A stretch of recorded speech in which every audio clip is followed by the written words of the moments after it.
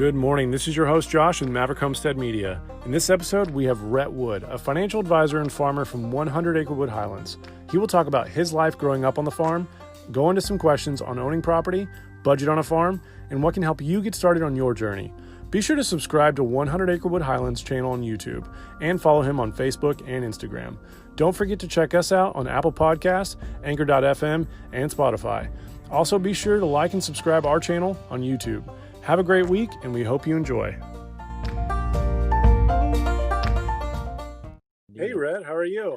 I'm doing really good. How are you doing today? Doing pretty good.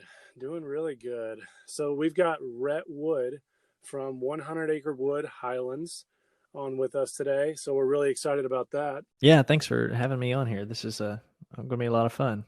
Yeah, I'm excited. So if you don't mind telling us a little bit about who you are and what you do and what you're all about.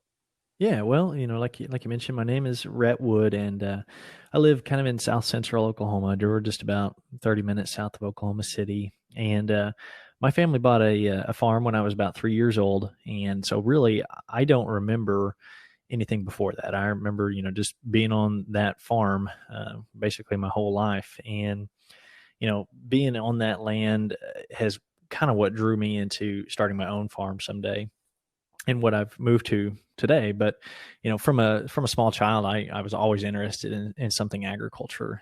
I was about 4 years old when I told my parents that I wanted to have a vegetable garden. And so my parents brought in some topsoil in the backyard because that was the only fenced in area where the cows couldn't get to. And we planted some watermelon plants and nothing grew. It was, my backyard was like totally shaded in, and any kind of animal could get in there and eat stuff, and I remember my parents, they wanted me to succeed in having this garden. So they had went to the store one day, I guess while I was at school, and bought some watermelons and put them out there in the patch because we had vines. We just weren't getting any watermelons to grow. It wasn't enough sun, or there wasn't enough water, or when one did start, something would come along and, take a bite out of it. And so I can remember, I had watermelons in my patch, and even though I didn't grow them, it felt so awesome. And so that was kind of my, that'd be awesome to do that. Yeah, it was a fun experience. And then, as I got older, I kind of moved into other areas of agriculture. I was probably around 8 or 10 years old when a man from my hometown, Newcastle, his name is Johnny Files. He was kind of known as the chicken man here in town, and he still raises some chickens today, but he's in his upper 80s. He got me into show chickens, and he started me off with black Australorps or Australops, however you pronounce those. And he would take me around in his old truck to chicken shows, and you might win a little ribbon or a little trophy or $20 or something like that. And so that's kind of how I very first, got started in animals and gardening and being interested in that kind of life. And it just, what's funny is I have heard of goat shows, I've heard of cattle shows, but I have never heard of chicken shows. Yeah. People, at least here in Oklahoma, is like a 4-H'er, you can show rabbits or chickens as one of your options. And they're a much lower cost, easier animal to start with, because you don't have to have a huge farm to raise a rabbit or raise chickens. You just need a pen where you can keep them safe, and you can get started that way. That's incredible. How do you train a chicken to be a show chicken? Okay, so like with the chickens, it's a little different where, you're not leading a steer around the show ring, or you're not, walking a pig through. You're typically showing them in trios. So you'll have a rooster and 2 hens that are together, your trio that you're showing. And just like any other, registered breed of animals, they've kind of got a breed standard that the judge is looking for to see if they conform to that look. And I remember we would have a few little tools to help kind of pretty them up a little bit. Like I would use a piece of pantyhose over my hand, and we'd put a little bit of baby oil on that pantyhose, and you'd kind of wipe their feathers all in the same direction, and smooth them all out, nice and shiny, and the showing part of it, you get them all ready for the show, but then they're just kind of in little cages on long tables, and there might be multiple different categories, bantams or meat chickens or, so on. and a group of judges will come by and they might pick up the chickens and kind of inspect the feathers, and see how they're standing and different things like that, and place them. So not exactly the same as, some of your bigger livestock, but it's still a thing that you can show, and it's a That is absolutely insane. I can't even imagine what a judge thinks about whenever they go and look at a chicken. I mean, for me personally, you would see a bunch of chickens, but they would all kind of look the same oh yeah. to an extent. But I don't know. I don't know how that would help. For me, as if I were a judge, like I said, I just would be so confused. Yeah, this one looks like a chicken, you win. Yeah, you won. Congratulations, it's a chicken. Well, he, that Grandpa Files, I've always called him that. He's not actually related to me, but I was looking on the Oklahoma State Fair website just recently, and he's still listed as a judge for the poultry division at the That's state incredible. fair. And I think he's about 85 this year or something like that. So that's who kind of got me started in raising animals. But as I got a little That's awesome. older, I got into FFA and moved on to those bigger animals that people are used to. I showed pigs all through high school.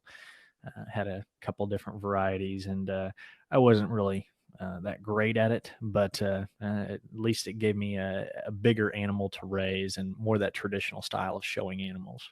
When I was in high school, pigs were probably the most common animal to show.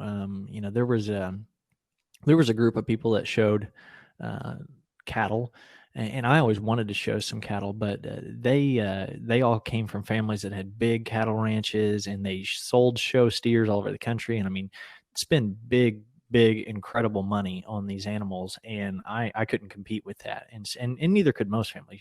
So pigs were the most common. But by the time I was graduating, my sister was just coming into high school, and when she got full swing into things, goats were the animal to have. And no one showed goats at my school when I was in high school. So it's funny how kind of the trends maybe change a little over time. Yeah, definitely.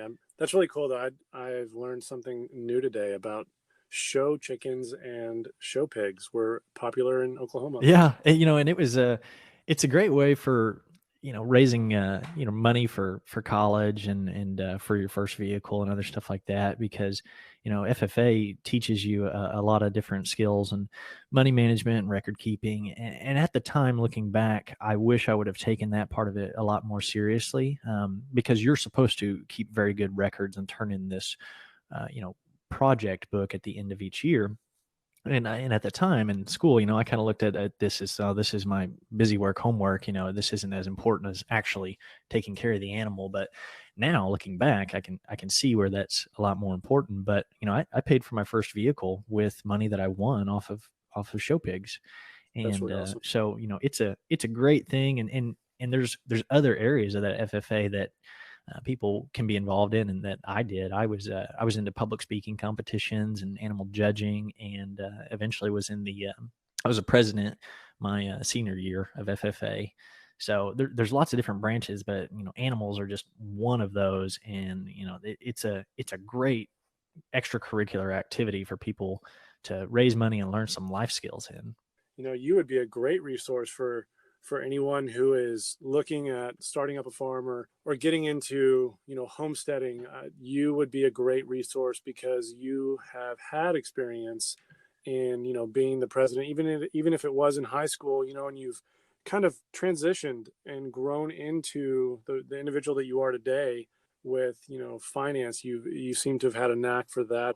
I'd love to hear more about that as well. Yeah. So, you mentioned finance. My career is I'm a financial advisor. I own a registered investment advisory company in Oklahoma City, and also an insurance brokerage company. And that's something that I didn't set out in school knowing that, oh, someday I want to, be a financial advisor. I was always jealous of the people who knew, this is what I want to be. And all I really knew is that I wanted to go to college, and, I wanted to have a good job. But my passion was always, being at home and on the farm and all that. And so to kind of tell you how I got there, my job through high school was I worked at a place called TG Farms, and it was a pumpkin patch, greenhouse, vegetable stand in my hometown. And I primarily did the farmer's market end of that business.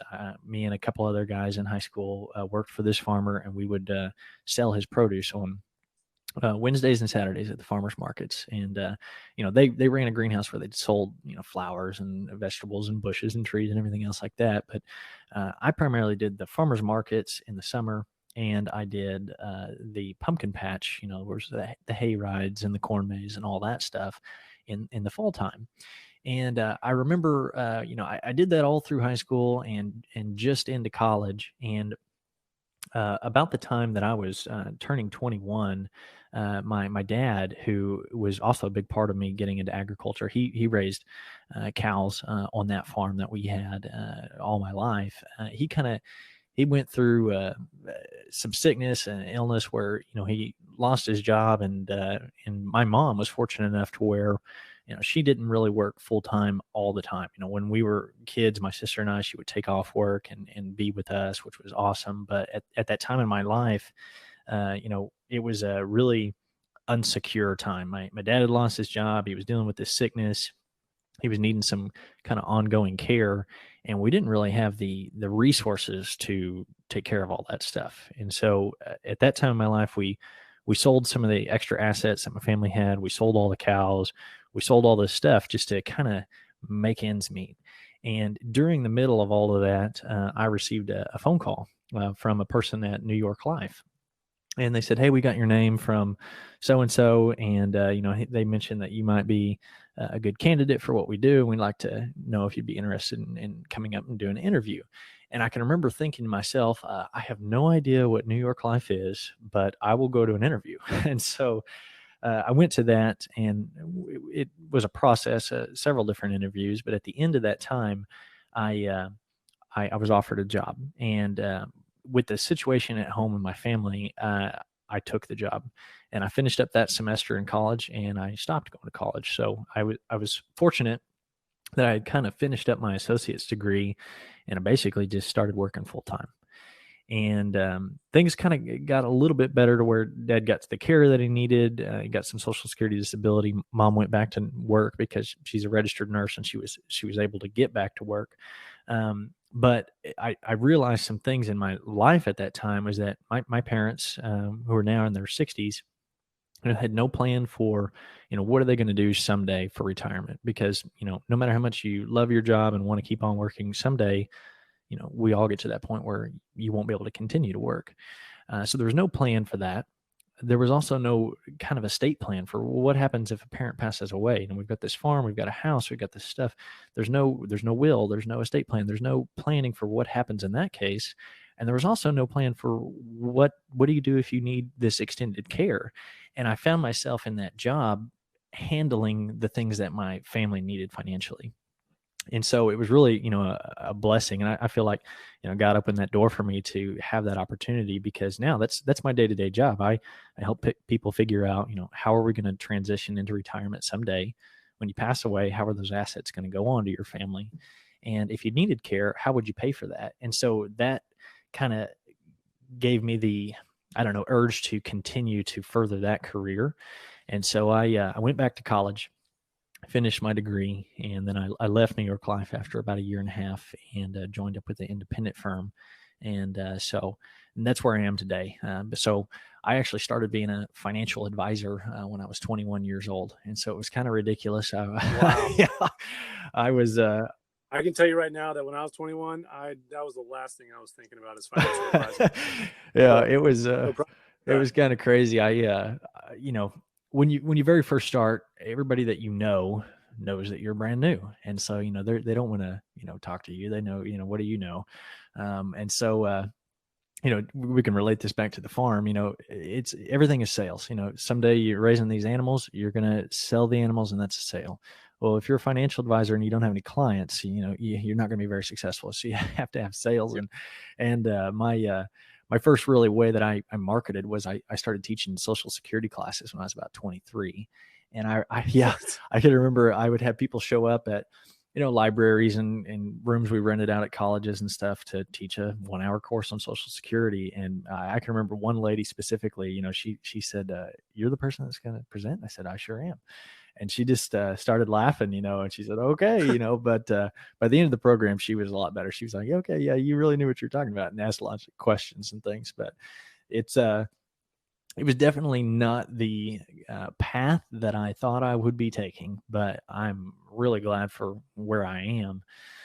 But it's interesting how life, takes you through weird curves that you don't expect, and looking back on that, you can see some plan and purpose and good that comes out of those situations. But being on the farm is just like that. You have a lot of things that aren't going to go right, and it's a lot of hard work, and you can do great planning and have the best intentions and still have things not go the way you planned.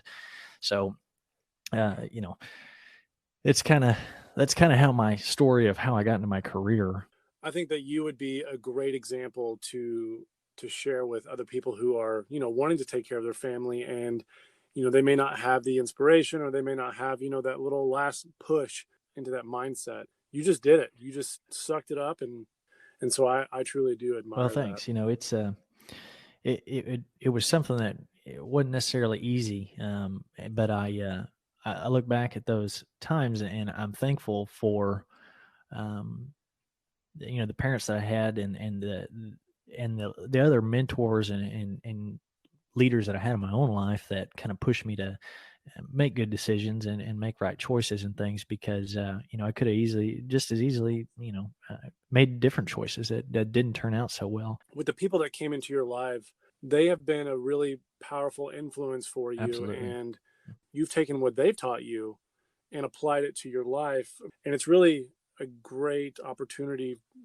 for people to take advantage of those things, because those small little tiny moments that you may think are minuscule, or completely and totally irrelevant to what is going on in your life at that moment, it may impact your life Oh down the yeah. road. We all probably heard that saying that says, you end up being exactly like the people that you spend the most time with. And so, surround Hmm. yourself with those people that, you feel like exude good qualities and that you can imitate and be successful that way. We all have to make those choices of who you associate with. How do you feel that, with your financial background, with your farming background, that social media with YouTube and Facebook and Instagram has kind of tied into all of that? Have you been able to use that as a platform to share with other people, or Yeah, what is? definitely. So before I kind of jump into like Facebook and YouTube and stuff, I guess I should probably, first talk about. So I mentioned we sold all the livestock and everything that we had, and when I was working, Okay. I knew that I wanted to get back into agriculture and having animals and kind of doing the farm homestead stuff. And I was interested in having some cows. I didn't have the opportunity to show cows in school, but right after I graduated, I bought some feeder steers, and I had to get a loan to do that. It was actually the first loan that I had ever had. And I had this great intention that I'm going to buy cows in the springtime, raise them through the summer, and in the fall when the grass starts to die, I'm going to sell them again, and I'm going to make this easy money. And it didn't really work out that way. I had vet bills that on one cow that was sick and didn't grow, and then by the time I paid interest on the loan, I kind of broke even, and that was basically it. And so I knew I didn't want to do that again, and I wasn't sure what kind of animal I wanted to raise, and I had started doing research on different breeds of cattle a few years ago, and I didn't want to raise just regular old black Angus because in my area in Oklahoma, that's what everybody has. And I understand from, commercial cattle sales, those are what are typically most valuable. But to me, they were boring. And if I was going to do animals, I wanted something that was interesting. And so I looked at, the miniature Herefords, and I had looked at Shorthorns, and I had thought about, a couple of other breeds, but things kept on drawing me to Scottish Highland cows. I thought they were like the most beautiful, majestic cow to look at. And, there was something that if somebody saw one, they're like, whoa, check out that cow.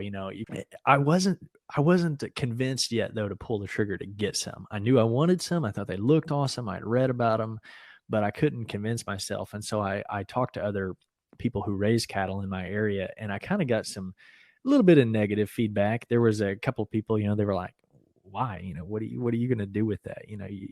That's just a pet, you're never going to be able to sell those, or you're not going to get your money's worth, or, it's just nobody was encouraging me to get them. But actually, my one of my clients here through retirement planning, one day, I don't even know how the conversation got brought up, but shared with me that his son raised Scottish Highland cows in Ardmore, Oklahoma, or Pauls Valley, somewhere down there. And so I found him on Facebook and followed him, and he had posted for sale 4 bred Highland cows. And so I made the decision to jump in and said, I'm going to buy these cows. I don't care what anybody says. And so I got them. And immediately my kind of two main concerns were, it gets 100 degrees in the summer, and this is a long, shaggy haired cow. And what in the world am I going to do with their calves someday whenever, I need to sell them? And so when I first got the cows, I took some pictures and I posted them on my just personal Facebook page. And I got more likes on those pictures of those cows than anything I had ever posted. But so that's what made me initially start a Facebook page just for my cows, because coming from that business background, I thought, okay, I have to be able to market these somehow. I have to be able to get some attention because they're going to have calves, and if I take them to the stockyards to sell them, I'm going to get laughed out of the stockyards. And so I got to have an audience of people that when I'm ready to sell one is willing to buy one. So that's why I started Facebook. And really, it was just kind of fun to show off pictures. I'd go out in the evening, and see if I could get a cool shot of one with the sunset or, just something like that. And that's how that started. And pretty quickly, my cows became a lot more popular on Facebook than I was. So, well, the funny thing is that whenever you take a picture of a Highland cow, no matter what it does, even if it does just a normal thing that a cow does, it looks even more hilarious simply because it has long hair and it has horns. And you're just like, what are you? Every cow does this, but you just so happen to be a hippie longhorn. It's just, I think it's just because people aren't used to seeing that breed, and they're kind of, they've become popular with like artwork and stuff. I know like Hobby Lobby around here, there's different Highland cow artwork things that you can get to put in your house. And so it's just, they're beautiful to look at. But beyond that, they're just, they are a beef breed. People used to milk them in the past, but, they're a beef breed of animal, and, people eat them. And someday that'll be something that we do with some of our own steers that are born. But I started growing that Facebook page, and I was taking little video clips when they do something funny, like grazing and being out in the pasture. But I thought, well, I'm going to make a couple of YouTube videos, because that will help me grow the Facebook page even more.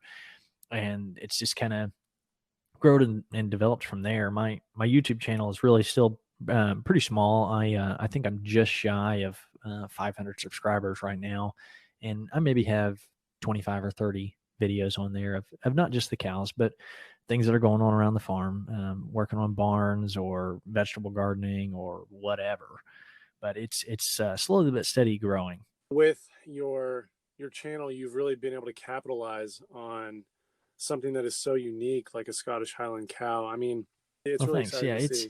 It's a lot of fun to put them out there, and YouTube is a great source of education as well as entertainment for me. So I'm a millennial, be 30 this year, and I'm one of those people that won't pay for satellite TV, so I watch a lot of YouTube, and I found that there's a lot of great homesteading groups out there, but there was only one other one that really had Highland cows that had a decent sized following. And so, I hoped at least that there was enough interest that if I, did some educational and entertaining things with the cows and out here on the farm, that somebody would want to watch it.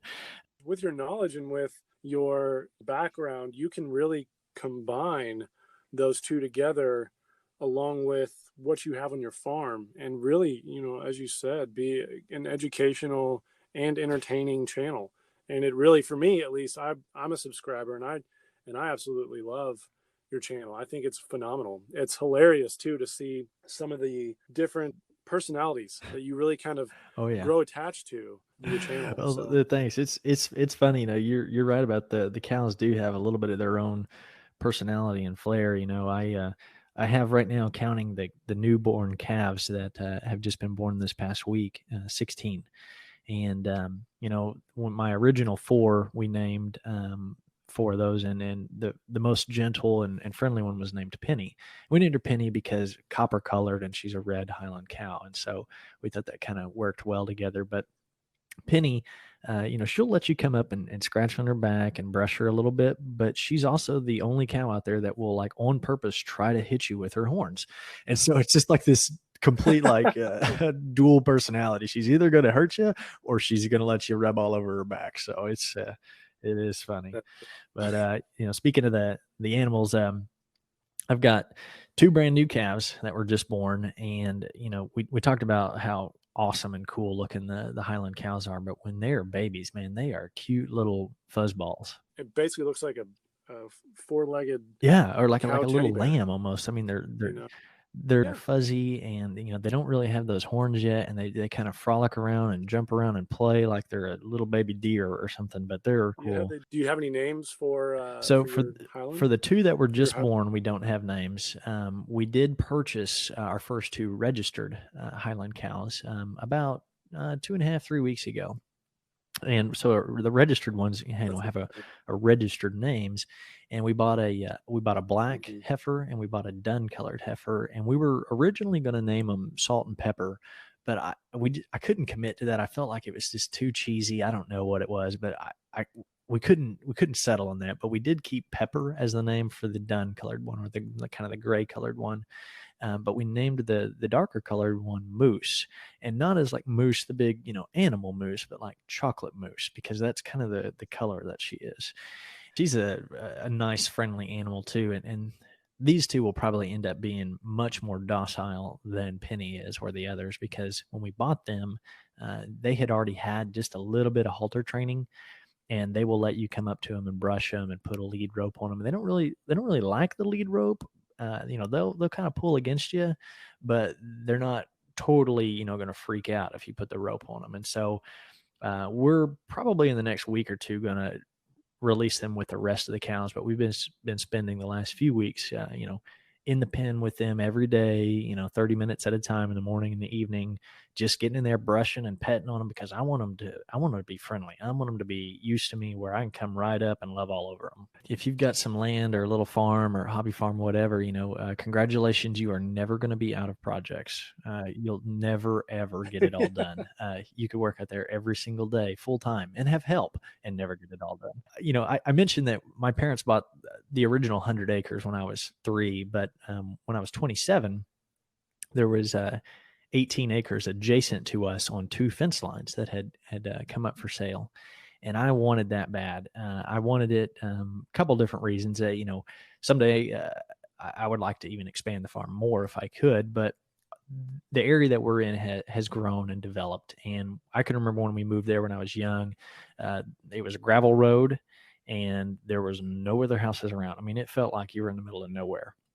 And now it's paved roads. There's a neighborhood on our same mile section just south of us, and there's getting ready to be 6 or 7 houses built across the street from us. And it has just grown. People, that's progress. People move and develop, and things are growing. But I did not want to see that land get developed. And so I thought, it'd be awesome if I could add this to the farm. And that turns out that was a lot harder to do than I thought it would be. The original owner, I don't know why, but she did not want to sell it to me. I think she thought because I was a financial advisor that I was going to develop it. And so I went and spoke to her, and she came out with a very high cost for the land. And I offered her what I felt was reasonable.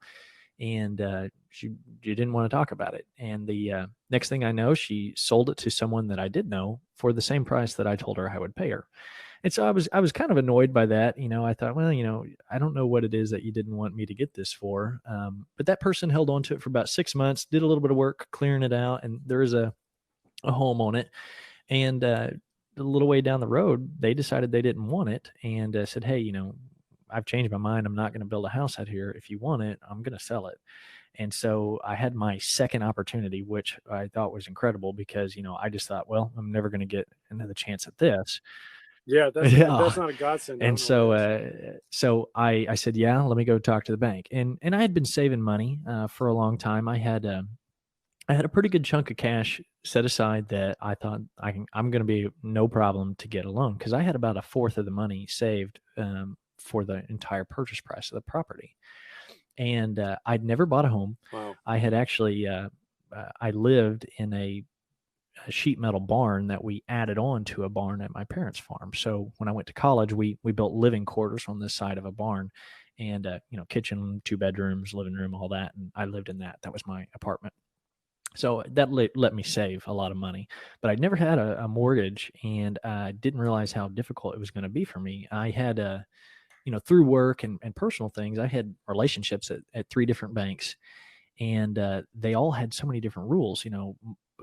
None of the banks would give me a mortgage on it because the home itself was a very small percentage of the total value of the property. The home is actually about 75 years old.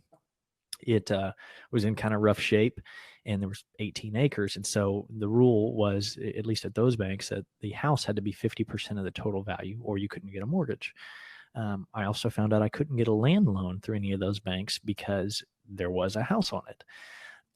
I had one bank that said, if you're going to turn it into like a rental property, we'll loan you the money on it. But if you're going to live in it, we won't loan you the money. And so I was getting discouraged again. And I found a different bank, and I kind of told them, I said, hey, I've got this much money. This is how much the property costs. I want to buy it. I'm probably going to live in it. And he said, okay, let me run the numbers. And they gave it to me as an investment loan. So they said, we don't care. We live in it, don't live in it, whatever, but it's a business investment loan. And so that's how I actually was able to add on and get my own part of the property. But there's lots of different ways that, there's USDA farm loans that people can apply for. There's different programs like that you could look into, and they all kind of have their own different rules and regulations and stipulations. But finding land is usually one of the biggest challenges for people that want to escape that, the city and move out to the country. That's usually the biggest cost. I wanted to get your perspective on what you feel would be a good piece of land as far as advice for someone who has no idea what to look for, and they're wanting to get into the homesteading, lifestyle. And it's a little bit of compromise on, do I want a big, huge, nice house, or do I want more space? Because at least for me and my budget, I wasn't going to get both. And maybe later on down the road, or if you have already a lot of equity in a home that you're selling, or you have a lot bigger budget, maybe that's a reality for you. But for a lot of people, if you want that space, then you're probably going to have to sacrifice some on the size of the house.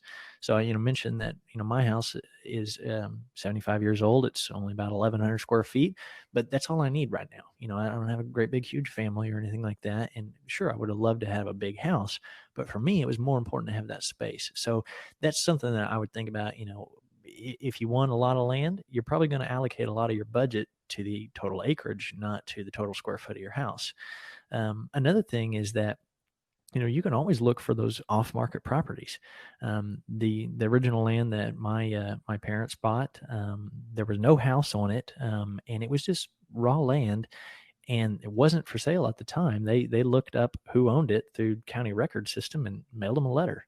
And it turns out the people that had it were willing to sell it. And so, I've heard that before from people. Oh, there's no land for sale. Well, how hard are you looking? Are you really trying, or are you just kind of hoping that you'll see something one day driving down the road on your way home from work? It's land is one of those things that they're not making any more of it, and it gets more and more expensive all the time. And so it's an expensive investment, but you've got to have it if you're going to run a farm. And you don't have to have 100 acres to do a hobby farm. You could have a hobby farm on 5 acres, or maybe even less, depending upon what your goal is. Maybe your goal is that you want to have a vegetable garden and some chickens and maybe a few goats. Well, then you probably don't need 100 acres. Maybe your goal is to have a lot more acreage. Well, there's a lot more stuff you can do with that, but there's a lot more costs involved, a lot more work involved. So I think you got to get resourceful and really look for the property, and you might have to go a little further out. I mentioned when we bought that property, it felt like we were in the middle of nowhere, and things had developed and grown in that area. But I think about Oklahoma City. there's a major highway that runs kind of through Oklahoma City called I-44, and on the east side of I-44 is Oklahoma City. But if you go to the west side of I-44 about a mile, you get into the middle of nothing. It's just hayfields and just empty land. And so, you got to maybe consider moving out a little farther than you're used to. It might take you 30 minutes to get to Walmart, but that's what you're wanting is more space. You got to move out there. And so that's kind of some of my advice. What about owner financing? How Yeah, do you feel about owner the financing? owner financing stuff. I mean, it depends upon what rate you're going to get. You might find something that's more reasonable than what a bank will offer you. Right now with interest rates getting cut to basically nothing, you know, that may or may not be the best choice. So I know what I did is I initially got the loan as the investment loan, and then just here recently I refinanced it. And when I refinanced it, I did it as a traditional mortgage. So the owner financing stuff is always an option, but you got to get the rates and the terms and see what they're willing to offer you. For me, I made plans, I made projections, I made assumptions, and you have to make some of those assumptions because you don't know what is going to happen. You just make your best guess. But my goal is initially that I wanted to have these cows and I wanted to grow that herd to the point where at least the revenue from the calf sales can sustain the cost of it. And that takes a while to build up to because you're probably going to have a lot of expenses in the beginning, and over time, as you accumulate some of those assets and the herd grows and stuff, it's going to become a little bit more profitable, but it is a big expense to start with.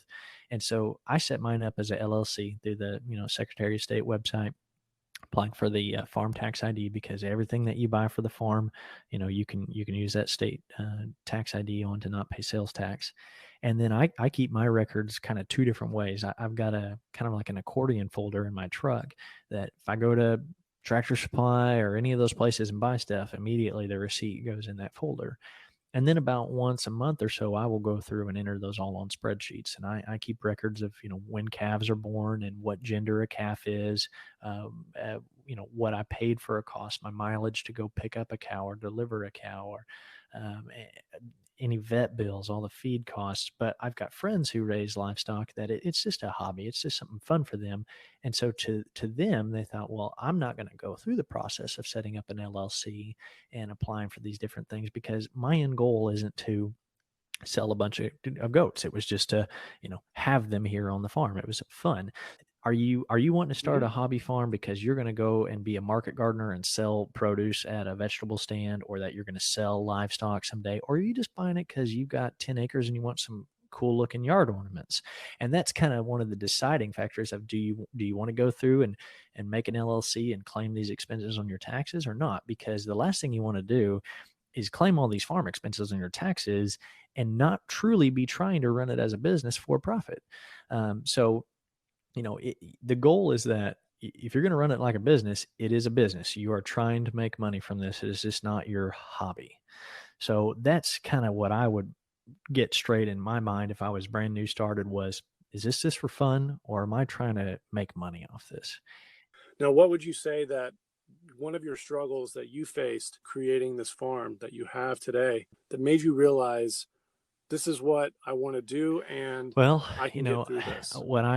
what I think a big struggle is to know that it is it's a lot of work, it's a lot of expense, and nothing ever goes exactly how you think it's going to go. And so Lucy is a 5 year old, and she's 5 years old, and she loves the cows, she loves the chickens, she loves the vegetable garden, and she is very very frustrated right now because we have a gopher in our garden that is getting some of our plants. We've had a rabbit that got in and got some stuff. This year we had snow the day after Easter, which is really rare for us in Oklahoma, and then we've had quite a bit of rain. And so I was trying to explain to her that we're in control of almost nothing. For all the money and all the power that people try to get, there's almost nothing that you're really in control of. Only your attitude about what does Exactly. happen and what are you going to do next. So, I try to teach her that, when you plant a garden or you raise livestock, it is going to cost money. They're going to get sick. Someday they're going to die. You're going to have vet bills. You're going to have bugs and weeds in the summer. We get the grass burrs or stickers, that kind of hurt when you get them in your finger. Those are going to, you can't get rid of those things. Oh, Just yeah. like anything else in life, you're going to have some struggles. And it's just the process of working through and learning, what do I do about this? And do I get mad and frustrated and quit? Or do I try to have a good attitude about it and understand that, this is life, and I just make some adjustments and I try to put a smile on my face and keep going. In my career as a financial advisor, I'm on the computer, I'm in meetings, I'm on spreadsheets a lot.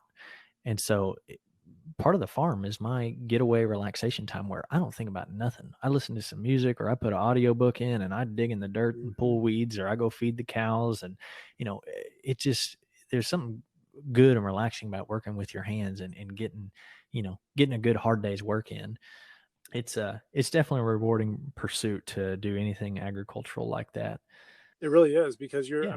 you're a steward of your land. Whatever work you put into your property is going to be the work that you're going to see come out of it. So you're going to see that return. But what do you feel that your strong suits are as far as building or Well, gardening or anything like that on your from farm? being in FFA in school, I did learn a few skills that were helpful. And we learned how to use a cutting torch and welders. And my dad did some construction work, and I would help him in the summers. And I learned how to pour concrete and learned some very minimal framing skills and carpentry skills. And so, you know, there's always stuff breaking on the farm. I always joke around like, you're not breaking it if you're not using it is basically the only time something's not breaking. And so you got to have some skills to repair things and build things, build a new chicken coop, replace a roof on a barn, whatever. And so I would not call my skills at building or carpentry like really, really good or anything. I wouldn't go build somebody else a barn, but I feel like that, if you can develop those skills and do it yourself, you're going to save a ton of money. Oh yeah, you definitely will save a lot of money. And I went to Lowe's and looked in the back of the scrap wood.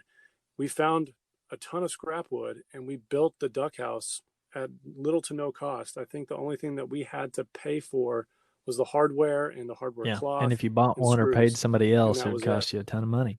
I mean, we were looking at duck houses and duck runs as well, and they were costing anywhere of Oh, 200 yeah. to 500 to $600 or more, and that was for smaller duck houses, and we built ours for under $100.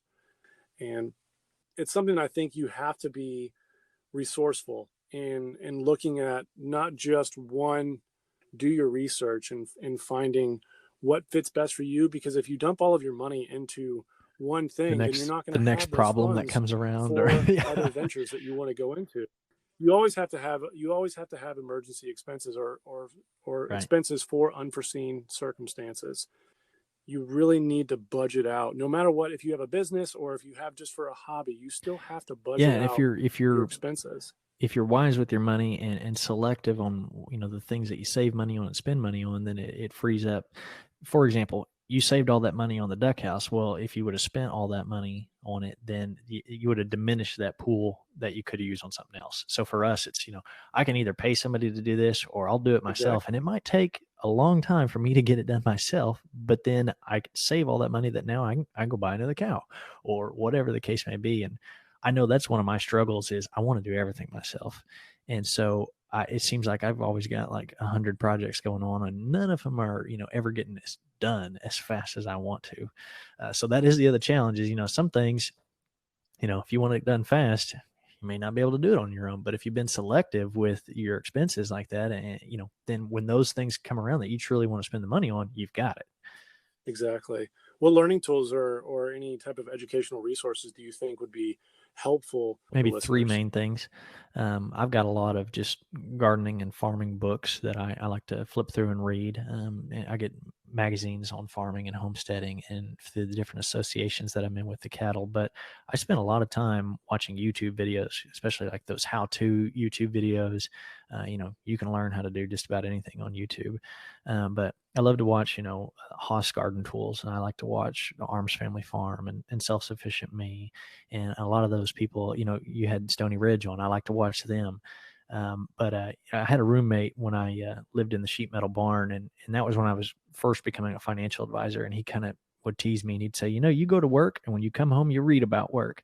And that's kind of it's funny, but if you're going to learn how to do something, you got to absorb yourself in all the information that you can, and so You really do, and it separates you from something that is yeah. just kind of a phase versus a passion. You definitely can see that in what you do. You gotta use all line those of work resources that is. are available too, and you can kind of immerse yourself in it, and you'll learn more and more every day, and never really be like satisfied and feel like that. Oh, I know everything now. There's always new and better ways to do it, and I definitely feel like an amateur in a lot of things. The last resource I would say is if you can find that local. Personal resource, your mentor or somebody else, because there's always somebody out there that is more successful and has more knowledge than you. And if you can be friends with that person when you have a problem, you've got a firsthand source. I'll give you the example. One of my best friends, his family is a third generation dairy farmer. And so they've had a lot of cattle for a long, long time. And, when I have trouble with my cows, a lot of times I'm calling him or I'm calling one of the other farmers around my town, and I'm being like, hey, this is what I'm going through. This is what I'm thinking about. Is this the right thing?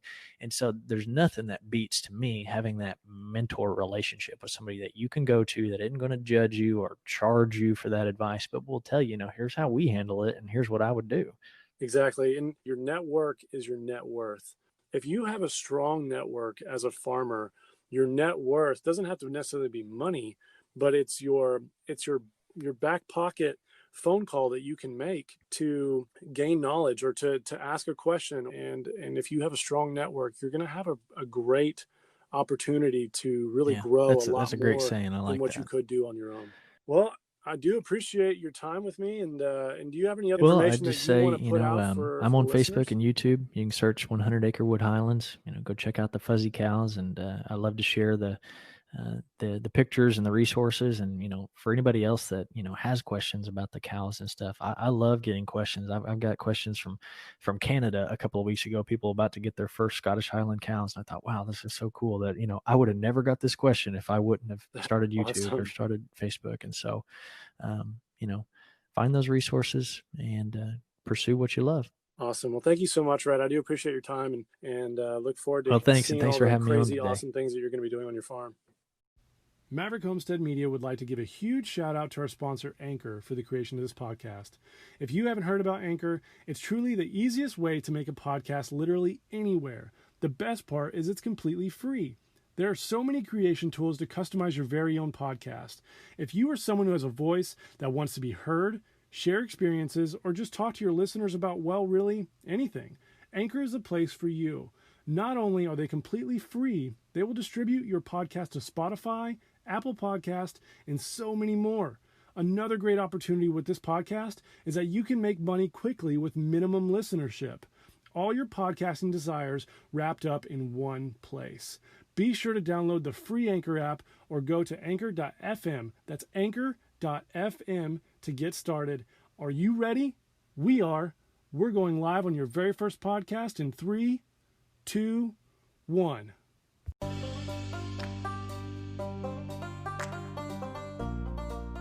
To all the listeners and new followers, we'd like to thank you for tuning in with us, and hopefully y'all enjoyed this show as much as we did. Be sure to follow us and share this podcast with everyone you know. We're just getting started. You can check us out on Spotify, Google Podcasts, Radio Public, and Breaker. Now go out, be the change, be a trendsetter, be a maverick. Ready, set, farm.